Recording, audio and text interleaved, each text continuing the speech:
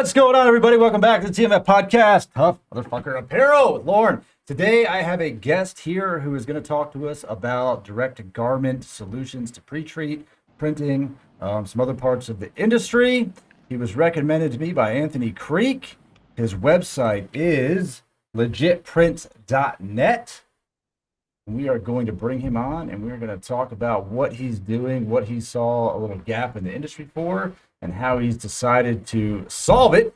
So without further ado, let's get after it there, buddy. Welcome to the show. Thanks for having me on. It appears that we have come together through a mutual friend here at Anthony Creek at DTG Printer Parts. Anthony's done me some solids for sure. I use his white ink. I use his pre-treat.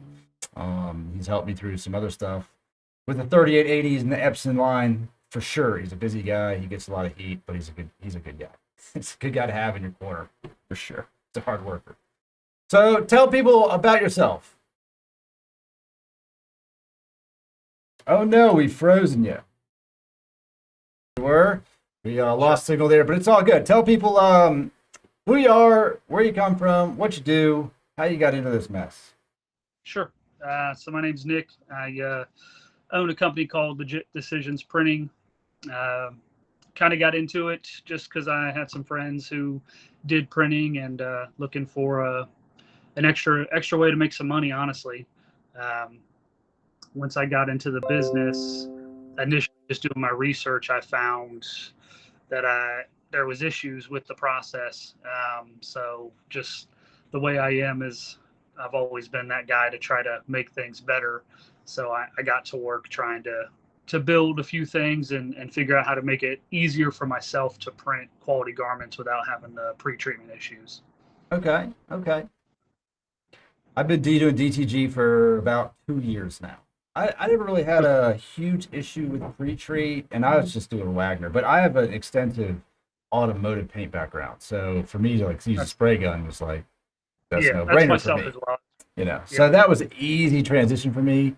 I do get that some people just have no idea what they're doing, period. And it's not super consistent.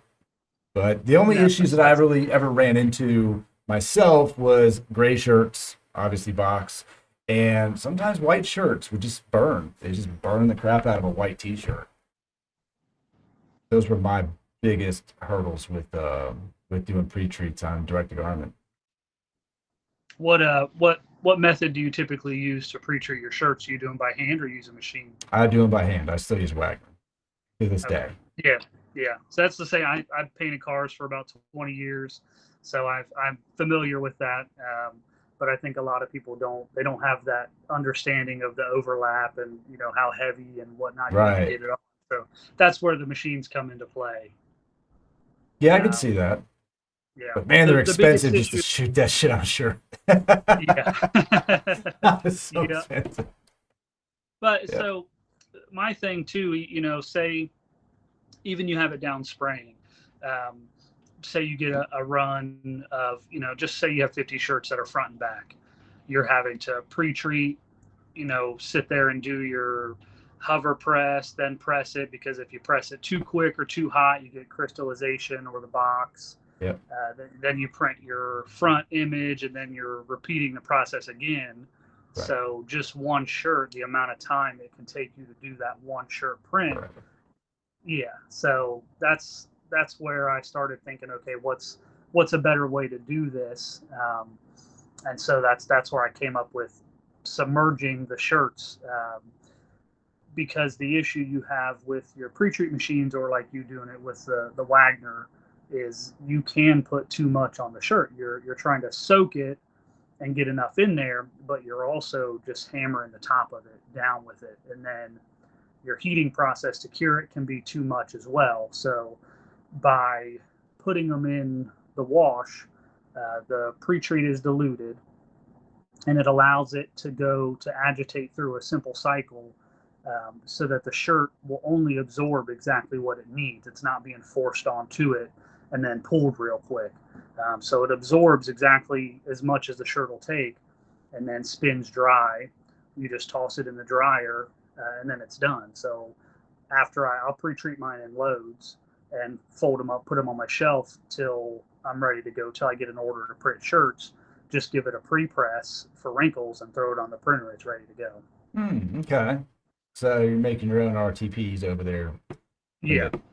Now, Yep. I considered that option. It seems like wouldn't you just be using so much liquid that it's if let's say you're not printing on the whole shirt. You're only printing on the front, and it's only a 10 by 10 area. Yep. But you've used the material to pre-treat the entire shirt. Wouldn't you use 3x the material? True. So you have a couple fold there because the pre-treat solution is diluted so much in my machine, in my system. For instance, I use Creek's Universal now. Right. So for every gallon of the concentrate makes 10 gallons of usable in my pre-treat system. So generally if you're using a decent shirt, not a super heavy shirt, you're probably around 60 cents per garment worth of pre-treat. So for someone who does a bunch of single prints, or if you're just doing a bunch of left chest prints or something like that, then yeah, you are pre-treating more than you need. But if you have a shop where you just, you don't know what's going to come in and you're trying to get them done as efficiently as you can, then the whole shirt's ready to go. Right. I can see that. Regardless. Yeah. I mean, if you're doing chest prints, you'd be DTFing them suckers, man. At this point, you just don't even bother. Oh, yeah. It has its limitations. It does. I mean, that's what definitely does. Direct-to-garment has its limitations as far as efficiency goes. Quality-wise, it's unparalleled, but the efficiency, it's not efficient. What's your start to finish time for your process, and how many shirts are you doing at once?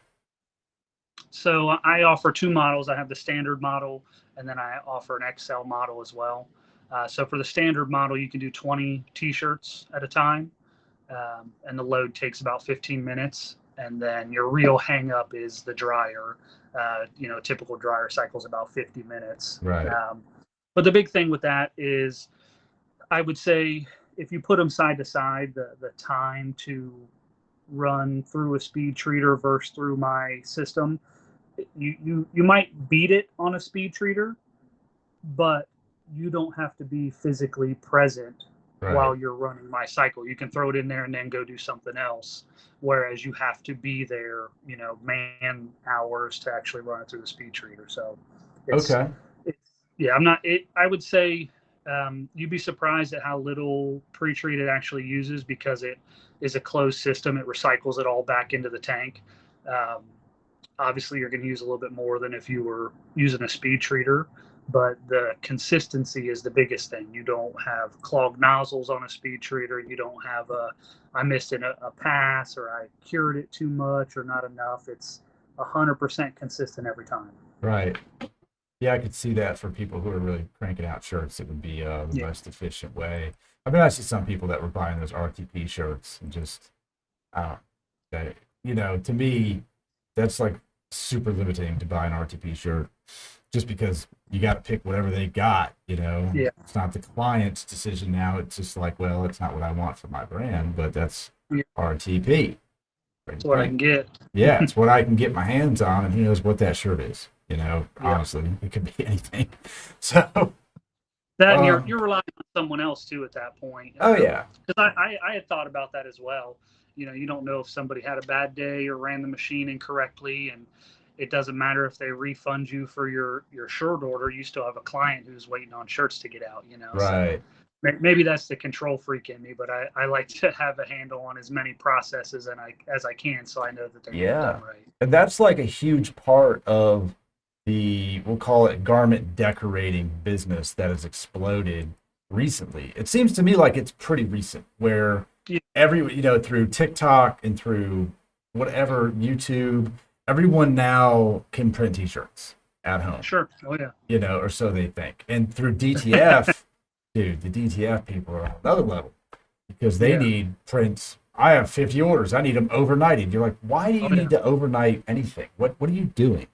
First of all, you don't even print shit. You just heat press stuff. Let's start with that. You're the smallest part of the job. You didn't design it. I can print it. You just press it. Just press it You on. know, and then, you know, those people are really at the mercy of everyone. They have zero control over anything. You know? No. And I can't. I mean, I sell transfer sometimes, and sometimes it's a headache. You're like, oh, well, that fucking sucks. But transfers are Yeah. inexpensive to print, so there's the bonus there, but they're not expensive for the Yeah. end user to buy. I think And there's a market for it. I do them with my Epson, but yeah, it has. I'll do them on certain things. I personally, I probably would never do it on a T-shirt. Maybe for something small, you know, a small chest print or you know a sleeve print or something. But the full logos on the front, I just don't. I personally don't like the feel of the DTF. I It's will do huge, them huge. on white. I'll do them on white shirts for sure because it's more vibrant than direct to garment. It just stays longer, and I can't say that's over it. yeah. I've had better success with DTF over DTG long term on white, and that's Oh, really? just been yeah. And I had some good prints before, but it's still like it just seems to hold up better for me. I don't know. The Hmm. pre-treat on the white was always like, well, sometimes it burn it, and you're like, well, fuck. What do you do now? You Yeah. burn the shirt, you Yep. know. And I never, you know, I just not using a white underbase on DTG anymore. But it, like I said, it's a hit or miss. People, if you go on the forums, you see so much counterintuitive information for both markets, direct to garment and direct to film. And I think a lot of the bad information comes from people who have bad experiences because they have no knowledge at all of what they're doing. Period. Oh yeah. And so they're just angry. And they're like, well, this stuff. I Yeah. mean, look, man, these companies are around making products for like a long time. Epson's not selling you shit that does not work. I promise you. No. You know, if you No. bought Epson ink, it does work with their printer. You know, so I've used all of it. I've used the Image Armor. I've used Kodak. I've used the Omni pre-treat. I've used Freaks pre-treat. I used the one that is from what was that? All American. I think theirs is just DuPont. Obviously, just Yeah. rebranded DuPont.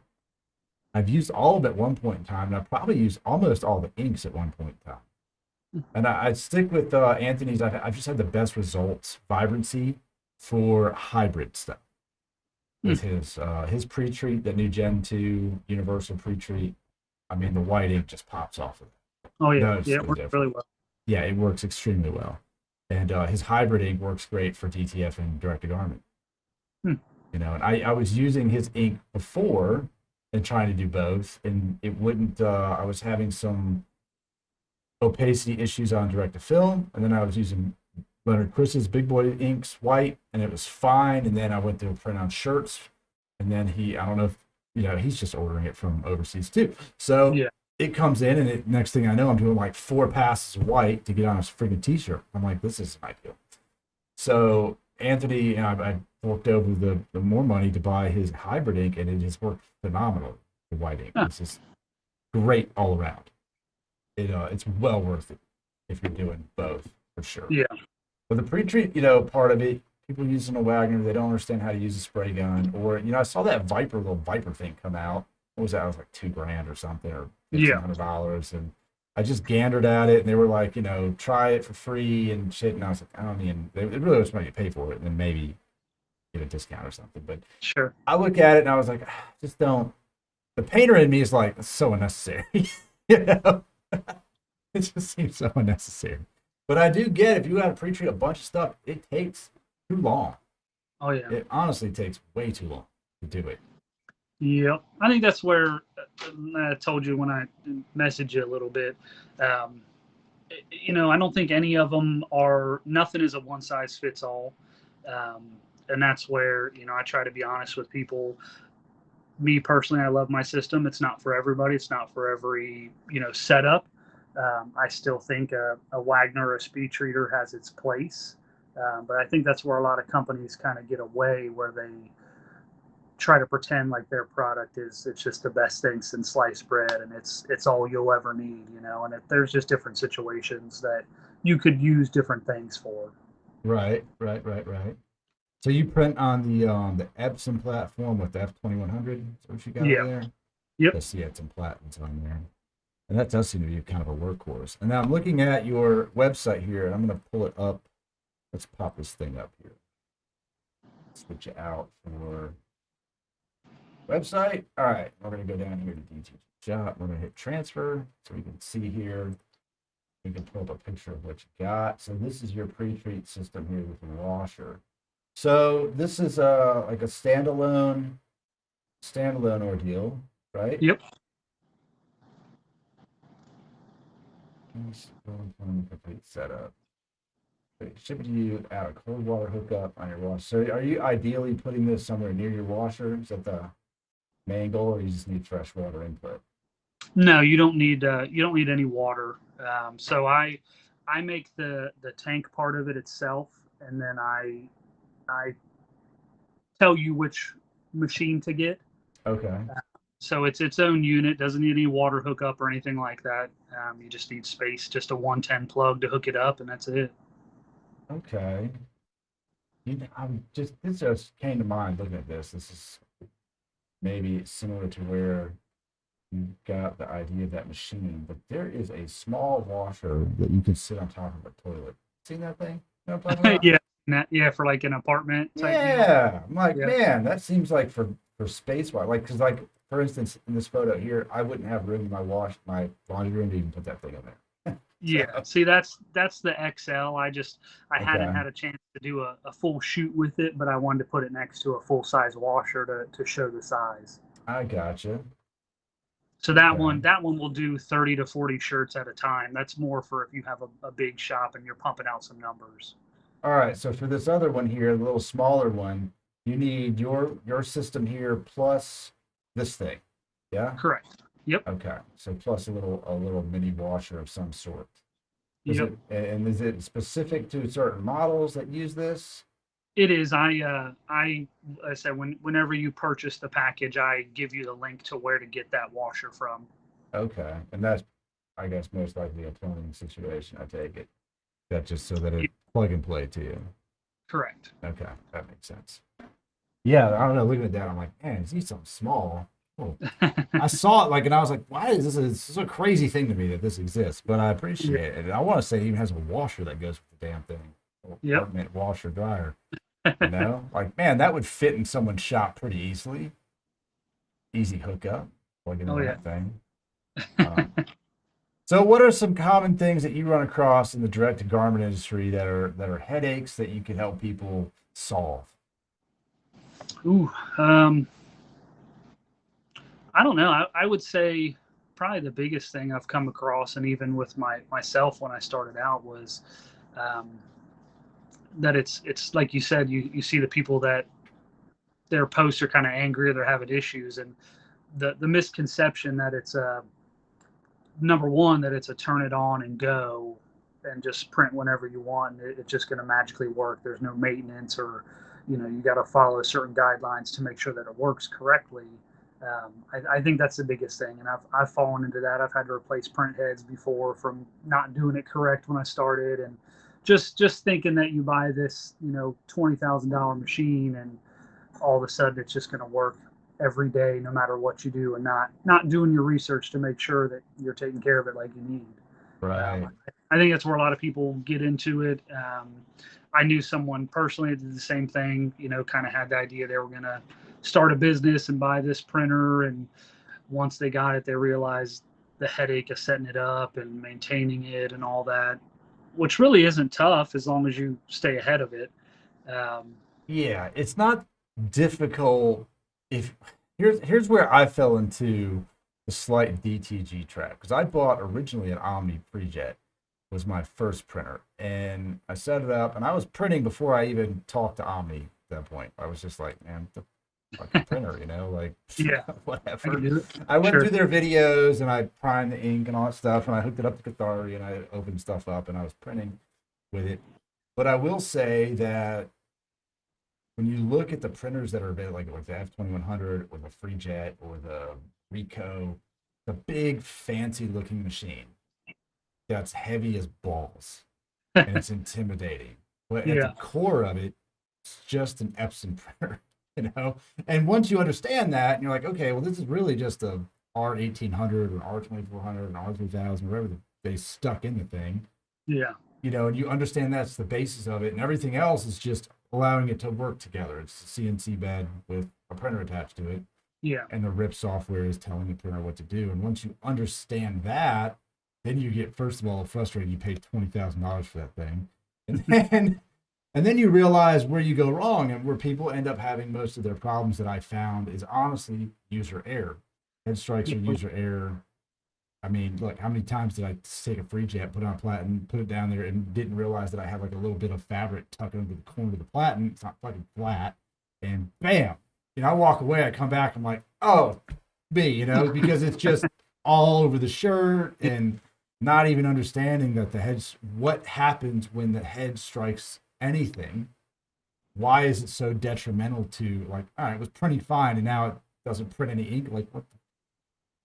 Trying to not even like wrap my head around that and how a print head works. And I have a graveyard of print heads, and me being as in motorcycle industry for so long, as a mechanic and a tinkerer and a builder, and I'm like, I'm going to take it apart. It's no good anyway. What's inside of it? Yep. We figure out how it works, why it doesn't work anymore.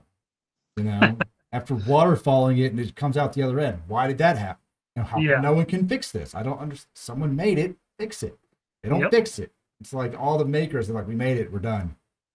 Yep, that's it. And it's super frustrating for people to understand. And it's such an expensive part of the machine. Oh yeah.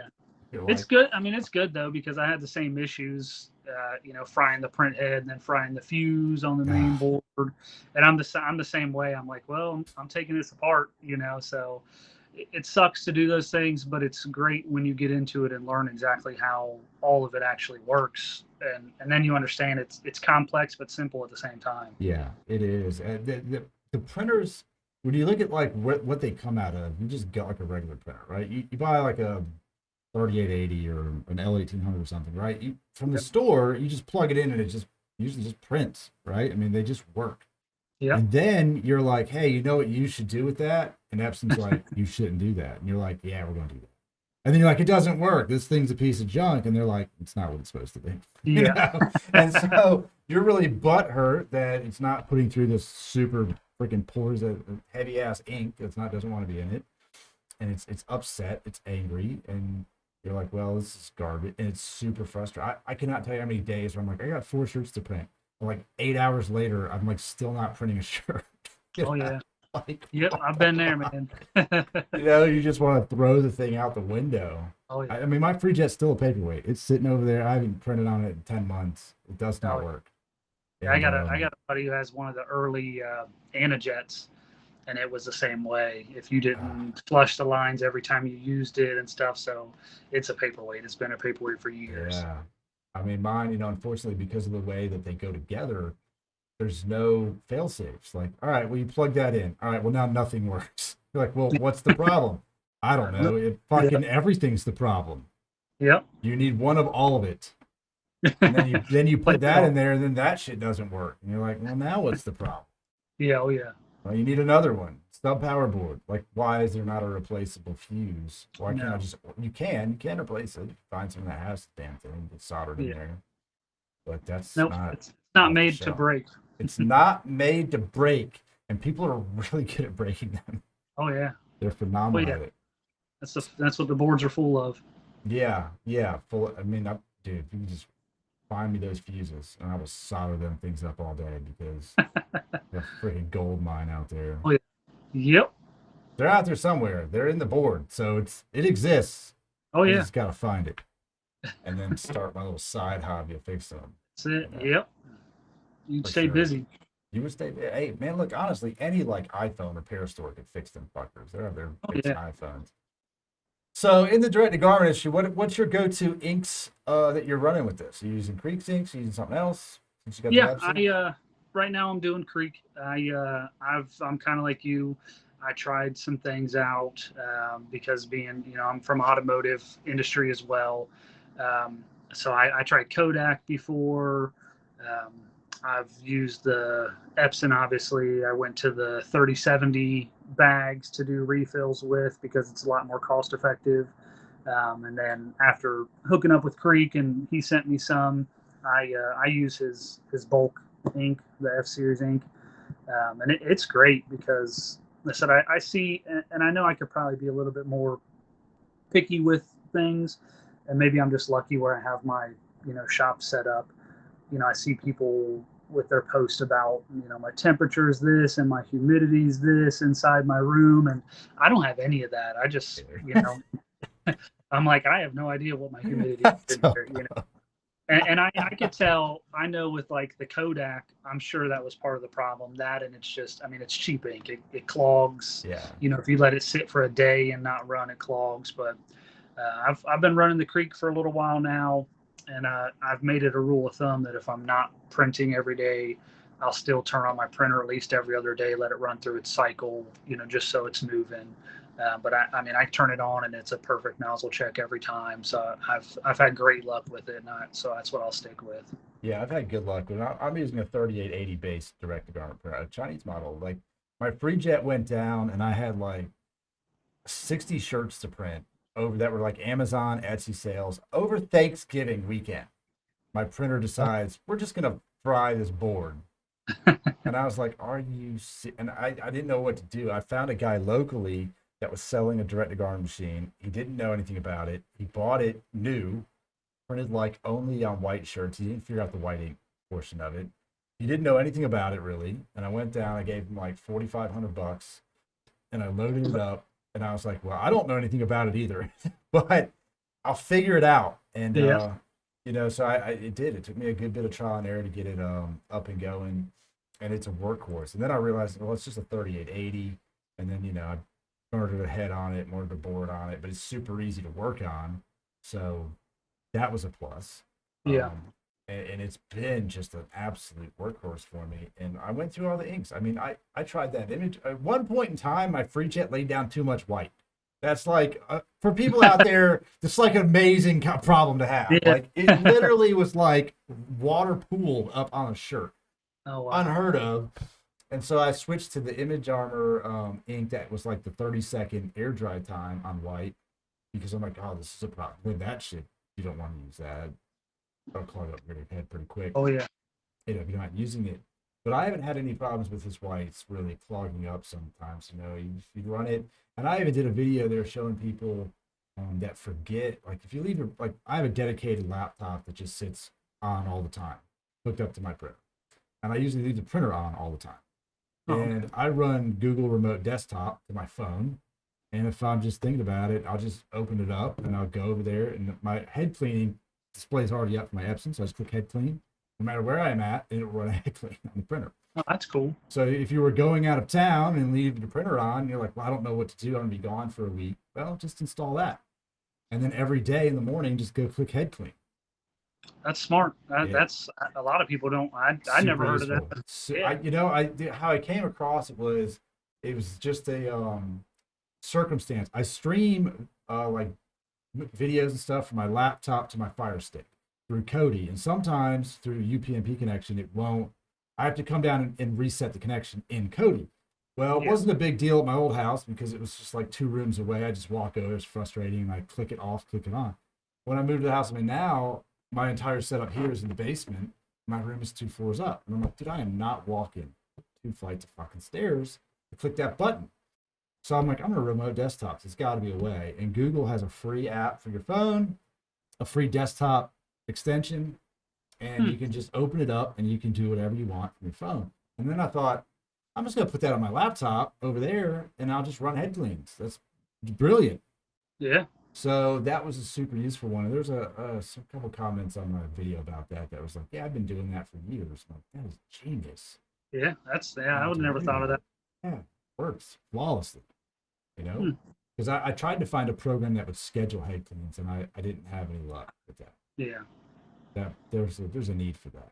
Like, there is. Simple program, just like every day. I see it all the time. Yeah, every day, 2 head clean, 1 in the morning, 1 at night, or something. If you're not using it, just to keep the ink moving. What about agitating ink? Are you an agitator? So you're using a bag system, so you don't really have a way to do that, right? What's that? Just like doesn't the F2100 use bag ink? No, they're cartridges. Well, the stock ones do have a bag in them. Okay. I've got the Chinese hollow ones that you fill with a funnel. Okay. Yeah, I don't even really shake my inks. Maybe Yeah, do that. I'll do the whites. I give them a little shake every time I turn it on, but other than that, not really. Yeah.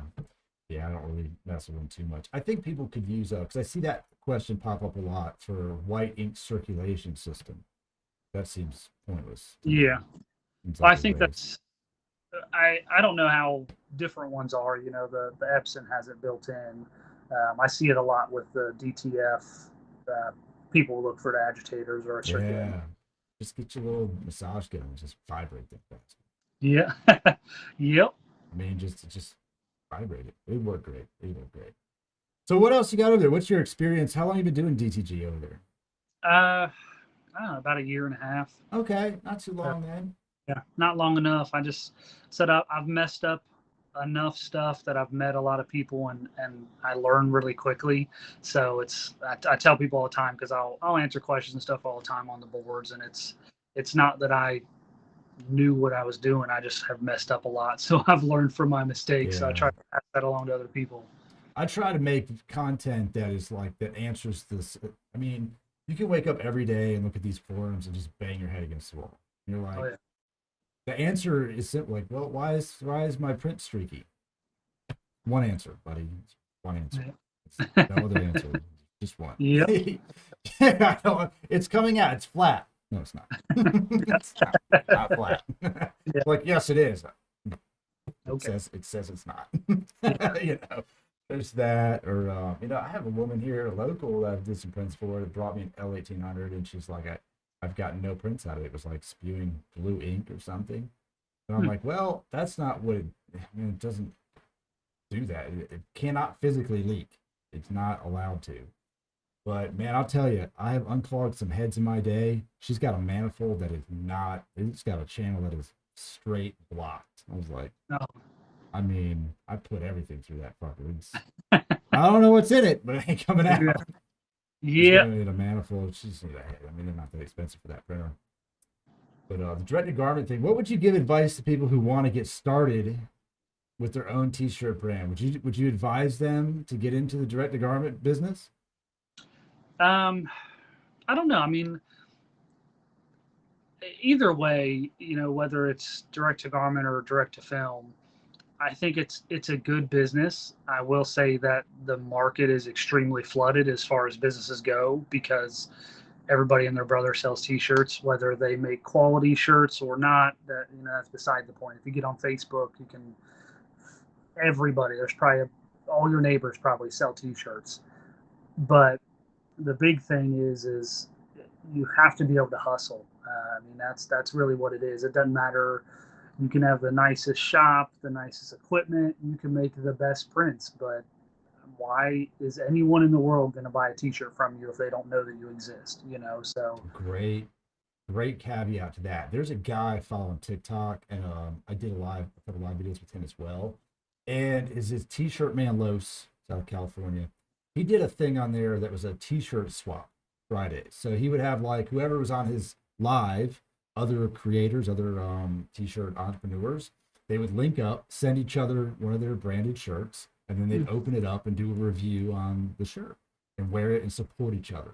And today I was watching a live, which is funny you bring that up because today he brought it up and he was like, why do other t-shirt creators buy shirts from me? Why do they buy my shirt? And it's because I'm real with them. I represent their stuff too. I don't just yeah, give it away. I don't, because I have a message, because of this, and it is true that it is a flooded market. And when I started doing t-shirts, it was because I was in the motorcycle industry. The world shut down. I'm like, people don't fucking need this. Like, yeah, I sell luxury items that are expensive. And then I was doing die cut vinyl shirts and HTV and stuff. And I'm like, I just make t-shirts. And then I was so limited that I bought the sublimation, printer converted. And then I was like, yeah, I can print whatever. And then, dude, the headaches around sizer and fucking print cut bullshit. Like, those things were expensive, $2 a sheet. And then if it prints it and it cuts it off or the color's jacked up, it's $2 out the window. I got so yep, frustrated with that and just went all in on the direct to garment side of it. And people are like, well, it's so saturated. I'm like, bro, everyone wears a t-shirt. Most people have more than one. yep, Like go look in your closet. How many shirts are in your closet right now? they're gonna buy more shirts. Yep. It's not gonna be like a time where people are like, no, we Yeah. don't need t-shirts.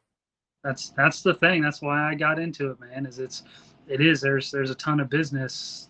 There's a ton of people doing it, but like you said, everybody wears a t-shirt. You just have to do your job to try to get them to wear yours.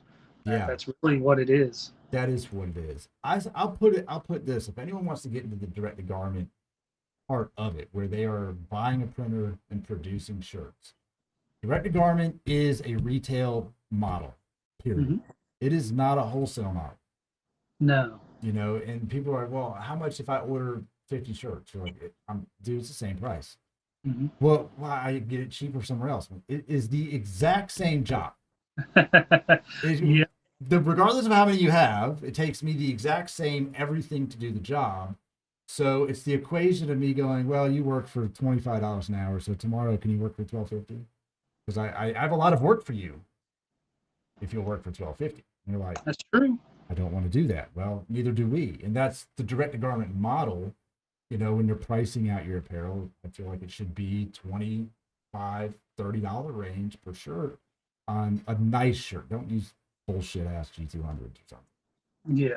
180s or whatever that cardboard shirt is that Jilden makes. Yeah. Yeah. That's what I've had to learn through my process of doing the actual shirts is I'm definitely on the cheaper side. And I've got bit in the ass a few times quoting jobs lower than I knew it should have been, and then it turns into a nightmare. And by the time you're all said and done, you're like, I made $10. What the hell did I do this for? Yeah, come on. Yeah, I had one guy. I did some shirts for him, and he was like, "Dude, you're like the cheapest person I've come across." I'm like, "Really?"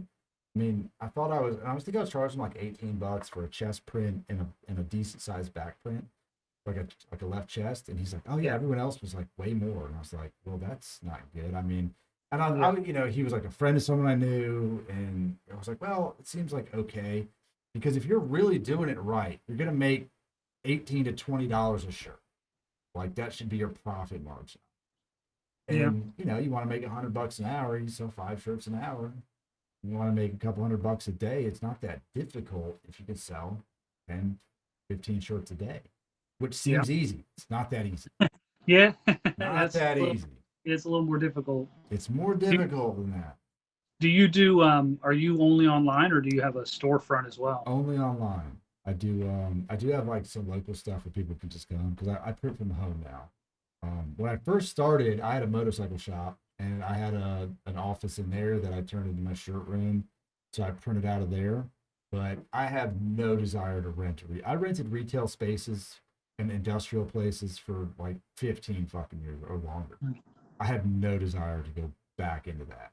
Like, for me, this isn't the only thing I do for income is print shirts. So I was selling on Etsy. Etsy just suspended my store for.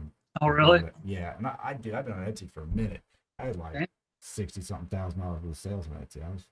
I did decent on Etsy, but someone filed. I don't know. Etsy legal was like, we got a copyright infringement thing. They don't really tell you what it is, and then there's no recourse. So they just took my store down. So, and I had a digital shop as well. I had two separate stores. One that was just digital downloads, which was doing small. It was new, but it was still doing something. My son was designing stuff and selling them. Oh, just for. Yeah, I mean, it was just like, to make $100 this month, cool. And people go, well, why would you sell your design? Well, because someone else is going to use it. I drew it. It's doing nothing, just sitting here. It's true. And they're like, something can pull it offline for free. Yeah. Anyway. Oh yeah. Yeah. If you're anyone like me and have the skill set that I have, whatever you put on the internet is mine. Yep. I take a picture of it and turn it into a print. Yeah, we could. And what's that? Sometimes people send you, they're like, "Can you print this?" You're like, "What's that? 4 DPI? Where do you find that thing?" Screenshot of a screenshot. Yeah, it's like the icon on the browser bar. Like, you blow that up, I want it full size. You're like, what? Yep.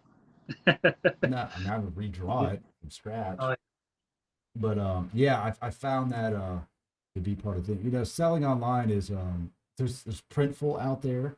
There's Printify, something that Custom people are ink. doing, Custom Ink. And if you've ever applied to be one of their vendors, it's not worth it. Dude, I don't know No, who they got printing for them, but bump that. Bump that. I saw a couple videos. I looked at it, some reviews of people who like bought items from them and then reviewed them, and the quality and the prints and stuff. And yeah, most of them were pretty subpar. And when I contacted Printful to be one of their vendors, and I was like, if I turnkey $12 t-shirt, they're like, no, it's too expensive. I'm like, well, then you, sir, can print it somewhere else. wow, Yeah, yeah, they want to be $9 delivered. wow. Yeah, it's so cheap. And I don't. They're decently expensive though to buy them, aren't they? If you go on Yeah, buy a they're shirt. probably in the 20 something dollar range. Yeah, So they're getting their cut plus whatever fees and stuff that you've got on there. Etsy is a good platform for people to get started on, just because people go there to just browse. yeah, Amazon, I sell on Amazon. Amazon is a double-edged sword. Both of them are very sharp, and both of them will cut the fuck out of you. It's like you want to touch it, but it's gonna hurt because Amazon is super strict on all of their listings, are extremely stringent. Listing on Amazon is a nightmare. Fulfilling Amazon's customer service is a nightmare. Hmm. Getting paid from them is a nightmare. It's just across the board selling on it. And there's a lot of side hustle gurus out there who are like, oh, you can FBA on it. Dude, it sucks. oh, okay, There's no recourse. If someone wants it buys something from you and they don't want it, tough shit. They're getting a refund. And a lot of times they keep the item on top yeah, of that's that. true. And Yeah, their late shipment thing will get you too. If you like have like a 2 day lead time or something and you don't print the label within that time frame, it goes against you. And you gotta have like wow, less than 4% late shipment rate. So guess what? If you had five orders that month and one of them was late, you're getting a phone call. oh man, They're gonna call you and be like, "What happened?" And then you have to like fill out a long essay to them to tell them what you're gonna do to fix it. It's oh so wow, oh dude, the customer service is beyond in customer favor. And it's yeah, funny. They're like, well, "What are you gonna do?" I'm like, "Bro, I sold like 9 items. One of them was late. That's why it's 17% late shipment rate. What are you gonna yeah, do about it?" I'm like, "Fuck it. Hopefully sell more t-shirts." I don't know. It's tough because everyone wants that Amazon service oh they yeah. Well, they provide. want Amazon speed. They do. They want everything about it. And look, I mean, having people get something, you just send it back. I mean, you can Yeah, return anything for any reason. yep, and They you don't make have to it. wait for it either. No, fuck, I mean, I can't tell you how many shirts I never got back. And I'm like, well, that sucks. Made that, sets it off, and you just lose Yeah, the money. It's a big bummer. But at least the caveat to it is like shirts are like might cost you $5 to print a t-shirt. Problem is they paid you 30. And they took back the 30 plus the 5, so got yeah. $35. It goes both ways. But people are trying to get into it. I do think that it takes more dedication than people want to believe Yeah, to do. it's a business. I mean, it's a real business. That's Yeah. what my girlfriend and I started it up, and I think that's the thing that was our biggest breakdown when we started. I've always been that way. I owned my own custom paint shop years ago. It takes the hustle. It's 24 hours a day. You're trying to push your business, and it's not I print T-shirts. It's you're a full blown business. You got to be on it all the time, or it will turn into a $20,000 paperweight. Yeah, I promise you, I will never pay that for a printer again. I will buy a used one somewhere. Well, that's what I And did. I bought mine man, used. I will Yeah, no, I buy a couldn't. free jet for I, $500 at this point. And I've used this air ren, man. It is a tank, and it is a freaking rock solid tank. It's had its issues, mostly caused by me. The yeah. biggest problem I had with it was it's got four gears, four like well big ass bolts basically, that just raise it up and down. And they were Oh, in nylon blocks that were threaded. Well, one of those got just gummed up and it just stripped. So my print bed wasn't rubbing. And uh, I'm like, all right, well, I need to get that thing out of there and fix it, bro. That is like the first thing they put in that machine. I think to get to it, whole I thing got was like, built around it. yeah, I was starting to take it apart, and I'm like, nope, no, sir. So I had to come up with a solution, and I just ended up drilling out. I drilled a hole straight through the nylon into the worm gear, and then it was like a 1/4-inch hole, and then I took a bolt and I grinded it flat so it would fit in the groove, and then I stuck the bolt and epoxied that bitch in there and hammered it into the slot, and then I waited for it to almost set up, and then I raised and lowered the print bed so that it wouldn't freaking epoxy to the nut, and it works. It doesn't move. But man, look, the people that buy these things don't, they're like, well, my print bed's fucking broken. Yeah, that's it. And you've got to be able to think on your feet sometimes. And like, I need a solution to that. Oh, yeah. This is bullshit. That's what I was thinking. I'm like, well, this sucks. I'm over here at first I just had vice grips. I just vice gripped that. I raised it and vice gripped it. Yeah, and I'm like, all right, well, now it can't move. And then if that did move, if I had to lower it a little bit, now I'm like, well, I'm back to square one. Vice grip doesn't rotate. So they have their caveats. It is a business. It is require your attention. And it's just a machine that you just can't leave alone and come back and be like, well, that's fine. It's like a boat. It falls apart. Yep. Yeah, I've heard it referred to as that before. Yeah. It's a living room boat. Into it. Yeah, it can be a struggle. But if you keep it going, it does print money. It does, yeah. It'd be a great addition, a great little side hustle for people, great business, but it's definitely not entry level for anybody. No, that's the big thing. That's a big thing. Yeah. Where do you sell shirts? Push them online, and where do you get them? Dude, I see so much like information on social media that blows my mind. People buying stuff from Jiffy Shirts. Like, I get a shirt for 80 cents. I'm like, what? You can't buy anything for 80 cents. Oh, you can't. So there's a lot out there. Yeah, the t-shirt industry is a tough one. It's a tough cookie, but you've made this machine out here for people that want to buy it. They can go to your website and they can order the machine. What's like the end cost for the starter machine for someone? So all in with the pre-treat and you getting the washer is about $1,700. Okay. So you're still half of a speed treater. Yeah. And it's a more user-friendly version of it, and it's more open to just, I don't know what I'm going to print, but I know I'm going to. So these shirts are prepared for whatever I need to, what might ever come at me, If I have a rush order or whatever, I'm not pre-treating and printing. I'm ready to print. Gotcha. And so you're getting your setup there. You're getting this washer that you provide them a link to, and then the pre-treat, you're using Creek stuff to concentrate and mixing that up. And what would you say the setup difficulty is to get one? People get it arrives at their house. It's extremely easy. It just comes in 2 pieces. I give it comes with a little instruction sheet, and most of my customers I've talked to quite a bit before they ever order it. So they always know my DMs are open, or you can call me and I'll walk you through it or do a video through it. That's my big thing. And that's why I did it was, obviously we're all out here to make money, but I wanted to try and help people make their job easier as well. And also, decently affordable. Yeah. I could charge a bunch of money for it, but I don't need to. I'm making money off of it. I enjoy doing what I'm doing.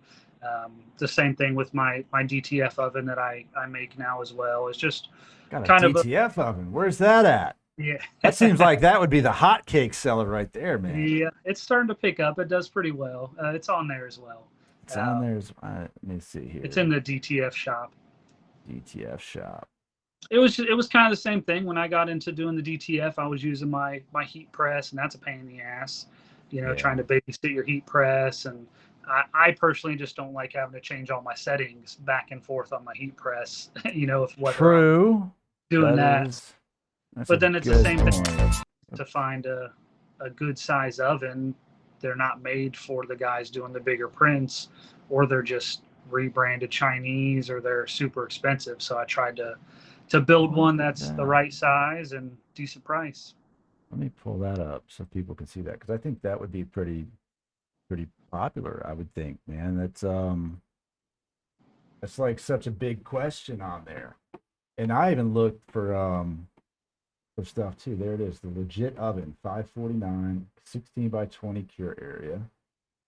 And that's most prints cure in 2 minutes 30 seconds or less, 250 to 350. How about that? You know, It's got, you were in the paint industry too. So when people are like, "Oh man, oh what about the fumes, bro?" man. You know, we're like, I'm over here like, bro, I have huffed the Uh, urethane for 18 years with no yeah, mask. that's What are you that's a talking? sore subject for me, man. I try to be as respectful and but it's tough because you say, oh, what about the toxic fumes? And I'm like, holy shit, Mm, like, man, I get it. You shouldn't be in there. You shouldn't put your mouth over the damn thing or be curing it in a closet, but it's not. I mean, if you look up the MSDS, it's not. It's not toxic. right. It's the smell. You might not like the smell of it or whatnot, but you're not going to die from it. Yeah, yeah. No, I was in my old house. I had my t-shirts in one room, and then I had my press in the garage because I didn't have space for it. And then I was like, man, I just stuck them in the oven in the kitchen. It was in the middle.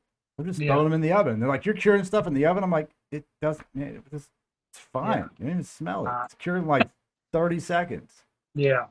That Yep. bitch. I get it for the people who have the big, if you got the big roll and shaker and all that shit, then yeah, okay, you probably, if you're running a big production line and you got that thing cooking all day long, you probably want to exhaust it out somewhere. But that's, Yeah. again, that's more for the smell than it is the, Yeah. Yeah. toxicity of anything. But because of that, that's why I put it on there. It's got a replaceable carbon filter that's on the top of it for the fumes, and then I offered the little desktop fume extractor as well if you're really that worried about it.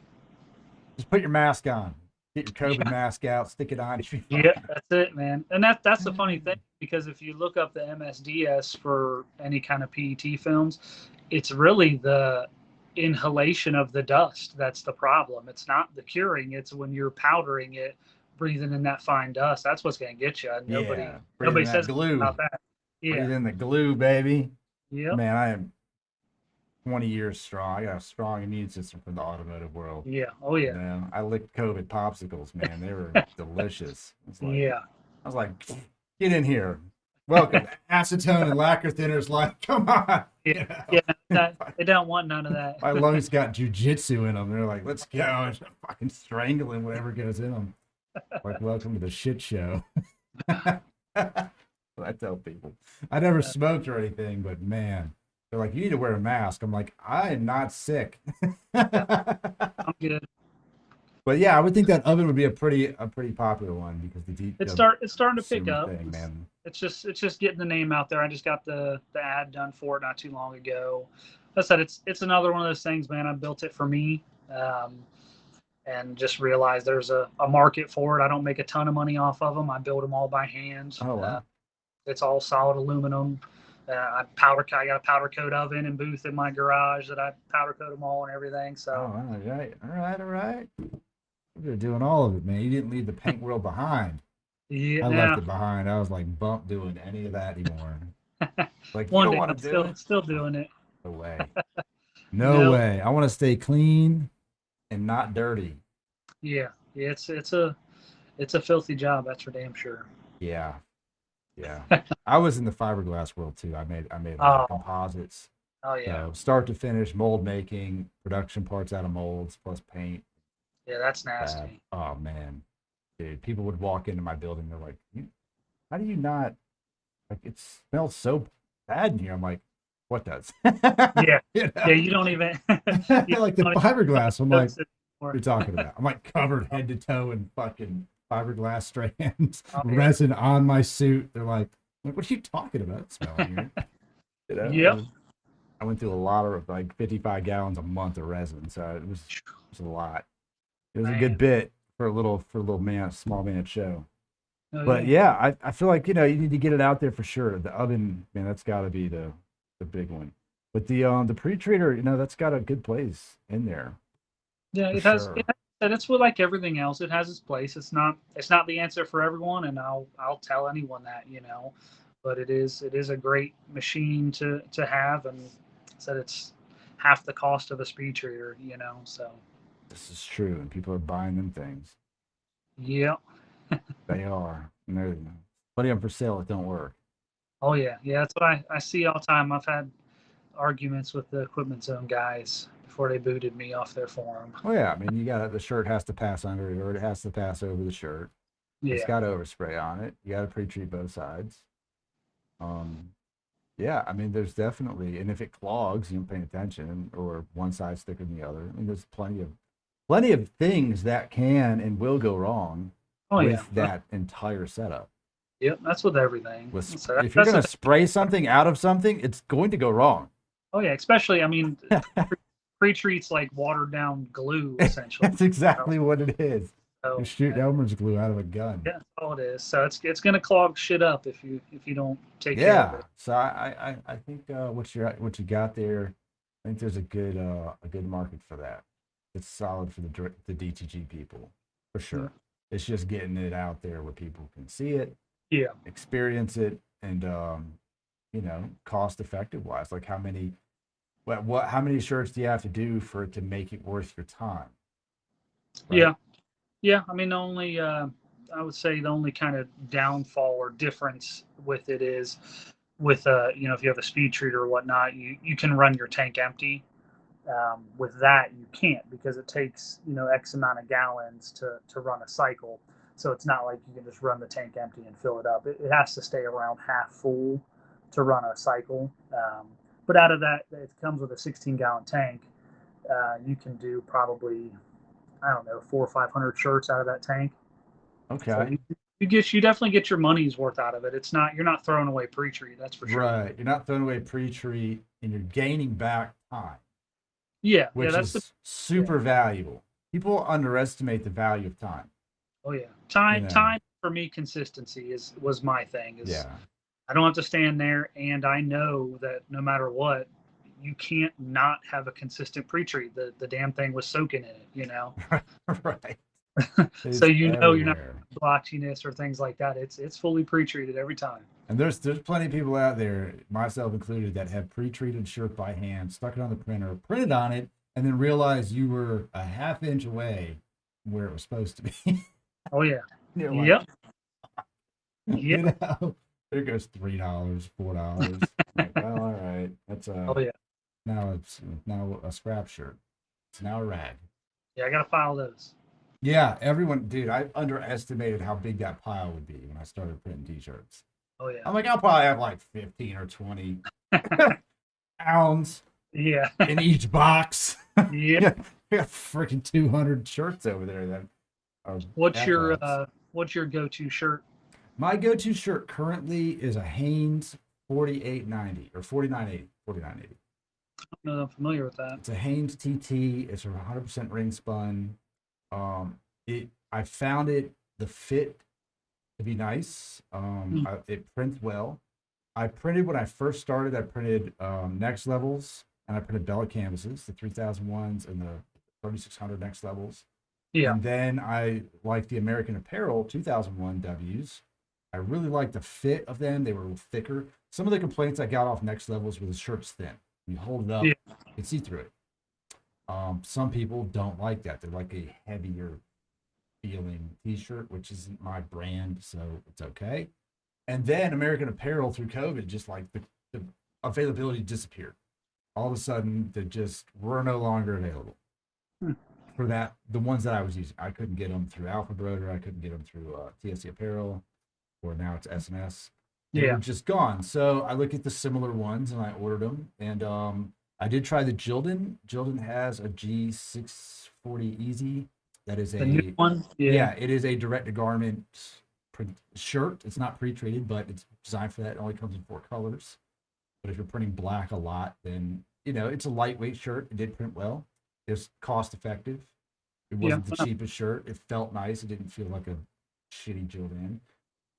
I printed on the G6400s. They're okay. But I have really liked the Hanes. They got a lot of colors. They've been available. The fit's nice. The black is nice and black. And the prints come out really well on them. And I've gotten a lot of great feedback from customers on them. And I feel like it's just a hidden gem. No one ever uses them. Yeah. What does he say, 4980? I want to say it's 4980. Let me type it in alphabet. Those are the numbers. it might be. I might have them dyslexic here. Let me see. Yeah, I do. No, I'm right. 49.80. Hanes Perfect TT. 49.80. I don't know if 47 that's colors available. because I've done like I have the nanos, um, and I like them. They're pretty nice. They don't print amazing, but they're pretty decent. Yeah, these are the cost effectiveness of them. Like blacks are just over $3, like 313 through Alphabet with whatever tier I'm on, which isn't the biggest tier. I don't know, over $1 billion worth. But when you compare it to like what the Bella Canvas went to, which Oh yeah, went 449, I mean, it's a huge difference yeah. over I don't. the year. I think Bella prints well, but it's kind of the same thing. I feel like they're a little bit thin and they're kind of long too. It Yeah, just feels kind of girly to me. yeah, that's a fair argument with that. I really did like the American Apparel was a great shirt for it. It just fit great around the arms. It was like kind of snug, but not like wasn't real like for a unisex shirt. Like women Yeah, could wear it, not feel like they're wearing a tarp. I think, true. and I don't think I've ever man, tried that. they printed so nice, and they were just a little bit thicker. Hmm. So when you put it on, you felt and it was soft. I liked them. I did like them. I wish that we could print on, maybe with your system you could print on tri-blends a little easier as well. Yeah, I got a customer right now. He was actually messaging me earlier. He was messing around with some tri blends. He was doing some before and afters, pre press and post press of his print and stuff, and it come out pretty nice. Yeah, I've done some in the past, and what I would do is just buy the polyester pre-treat and mix it in with it. Yeah, Um, because it's not a full poly shirt and not a full cotton shirt. It's in the middle. You just need a little bit of both. And so what I did with my Wagners, I just mixed, I 50/50 them and shot them on there, and I had pretty good results printing on them. yeah. And that I was know. pre-Creeks ink, so it was other inks too. Okay. Yeah, I know they're really soft. That's Oh, the. it feels so nice. But they're expensive. They're like $7 a blank now. I mean, they're up there. Yeah, everything's getting kind of crazy. Everything is crazy. People have not realized in the t-shirt game how much things have gone up. I mean, almost 100% in some areas Oh yeah, in a year and a half. It's significantly more than it used to be. So I appreciate guys like Anthony who do still sell an affordable product. Those yep. inks aren't crazy expensive. That hybrid ink is up there. I ain't gonna lie. It's almost damn double what his other inks are. Oh wow. Yeah, I think a liter is like $159 or something. It's up there, but it works. Yeah. I don't question it. When it shows up, I shake it, I put it in there, and I know it's gonna print right. And the other stuff I was paying less money, maybe like $89 for, somewhere around there. But you're like, well, today might be the day I don't print a fucking thing. Yeah. You Yeah. know? Yeah, and it does those days make you want to throw it in the damn trash, man. Oh man, you're just like, all right, wet cap it, walk away, come back Yep. later, fuck this thing. You know, you just had too many good days. I honestly, since printing, I do the DTFs and even DGGs. Like I don't hardly ever do synchro prints, especially on t-shirts. It's just not vibrant enough for me. I always do 2-pass prints for me. Yeah. But the guys who are printing only synchro, that has got to be a freaking headache. Every time you print it, you're like, well, that's a waste. It just doesn't look as good. Yeah.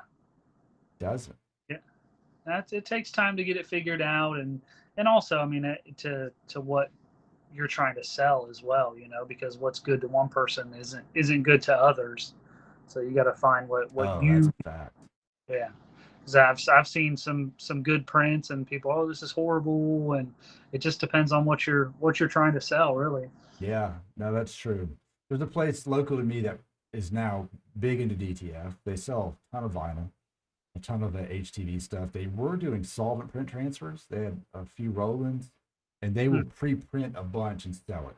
Like they just had a bunch that you could just walk in and buy, which to me was still a weird business model. Like someone just happens to need this Smurf, I guess. Yeah. You Is that know? like the plastisol transfers? No, they were printing them. They were printing solvent. They're solvent transfers, so they were still print and cut. They print them on a rolling and then cut them, and then you would have to pull them off and back them and then press them. Yeah. And then they did the sublimation transfers as well. And now They have like I think 3 STS printers, the new STS machine over there, and dude, I bet they have 5,000 transfers hanging up in that building for sale. Wow. They're everywhere, and I look at some of them and I can see, I can see the lines in the print where they're probably printing at lower DPI or whatever, but people are buying them up, and I'm like, well, That's what I try to enough. when you get you get the questions a lot on there of I want to get into this, what should I do? Like, what, you should probably buy some transfers first, make sure you can get customers, because that's the big thing. Getting the equipment, that's fine, but Yeah. make sure you can actually build a business out of it and then work on that. But I don't know, I've been asked to sell transfers a few times, and unless it's somebody I know, I try to stay away from it, honestly, because it comes down to a end user error as well, because I see people bitching about that too. You can, oh, I used my iron to transfer it on, it didn't work or something. Like, well, it has to be done a certain way. Yeah. I've had only a couple of issues where I'm like, all right, I'll just send it out, Yeah. And I look at it, it's not really that profitable. You're making, end user for a sheet printed probably $1 for what we're buying, and then you're selling them for $7 or so for a sheet, and then it takes how much time to do it. So is it really worth it? I mean, if my printer's doing nothing, it's worth it. Yeah. If I had other stuff to do, like, I'm not going to sit there. I mean, you realize, like, to print a full 13 by 19, it's like a 10-minute, 12-minute print. Yeah. For like a good quality print, Obviously, if you crank down the settings and run it on like 720, it'll print pretty quick. But it looks like shit. So I print 2-pass print on high resolution, and it's like, well, that's 14 minutes. Then I'm stuck at home. Like, well, I got stuff I'd rather go do than watch this thing do nothing. Yeah. If I had a roll printer, I wouldn't care. I would just click it and walk away. Yeah, I think that's the only way you really make money on those. Yeah, probably. Really cranking them out, but they're going to spend a ton to get there. Oh yeah. You're going to spend a good 15,000 to get a decent setup that's going to be pretty much on its own. Yeah. Oh yeah. And I don't even know how to send that. I don't even know how to send that through on the RIP software, but I don't know. It's not for me. It's not my business model, man. Nope, I'm good. I trade stock options for my main income, so the rest of that, too much work. I'll ride this roller coaster that we have every day in the stock market. Come back to this and print shirts for fun. That works. Yeah. Well, we're gonna wrap this up. It's been we've been out here for just over an hour. We've covered a lot of information. I'm gonna put a link in the description to your website where people can get a hold of you. They can find you on Facebook, obviously. They can get a hold of your equipment. And, like I said, check them out for the pre-treater. For sure, if you're in the direct-to-garment industry, check out that oven if you're printing transfers at home. If you got you some bullshit-ass Epson P600 and you need to cure some stuff and you're sticking it in an oyster that you found at Walmart, it's probably not ideal. Yep. I went over there. I looked at them. You can't fit nothing in them things. You're putting it on a griddle. Step up your game. Get you something that'll cure that thing, or you're hovering it with your heat press. It's inefficient, right? Let's get something. Efficiency is the name of the game in this business. Oh yeah. People take it for granted. Efficiency is important. Time wasted is time not spent making money. That's so true. if you got 100 shirts to spray, you're spraying it with a Wagner, call this man up and get you something. Get you something that's going to save you time, and you can take that time to go do something productive. So, with that being said, we're going to close this one up, and it was good having you out here. I hope people reach out to you and learn about the machine, place some orders. And what kind of shirts do you sell? Let's go ahead and plug your shirts too. What do you got? What's your brand? You have a brand, or you just print whatever? Just whatever. All right. Whatever it is. Right. I do more of the machinery than the shirts, in all honesty, nowadays. Okay, fair enough. Well, put it on a shirt, make it your brand. That's all I'm saying. Yep, there you go. Brand it some way, somehow. All right, buddy. Well, it was a pleasure having you on. We're going to call this one a night. Check them out. Links are in the description. We'll see you next time. Thank you.